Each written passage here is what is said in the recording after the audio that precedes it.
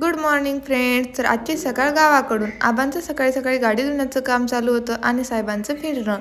नंतर आजींसोबत मीही थोडंसं चुलीवर शेकले, कारण थंडी खूप वाजत होती.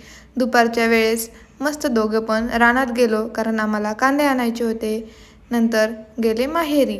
आजी आजोबा पप्पा यांसोबत गप्पा मारल्या. नंतर राजवीर आला. आज माझी मैत्रीण मला सबस्क्रायबरच्या रूपात भेटली आणि खूप खूप गप्पा मारल्या.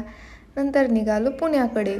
पुण्याला जाताना आमचं फेवरेट ठिकाण म्हणजे बेलवंडी फाट्यावरती थांबून मस्त साहेबांनी चहा आणि मी कॉफी घेतली. नंतर घरी गेल्यावरती साहेबांनी गावाकडून आणलेले फळं व्यवस्थित ठेवले आणि मी लगेचच स्वयंपाकाला लागले. आज स्वयंपाकात बनवले होते मम्मीने दिलेल्या अंड्याची भुर्जी, चपाती आणि गावाकडून आणलेले गुलाबजामुन.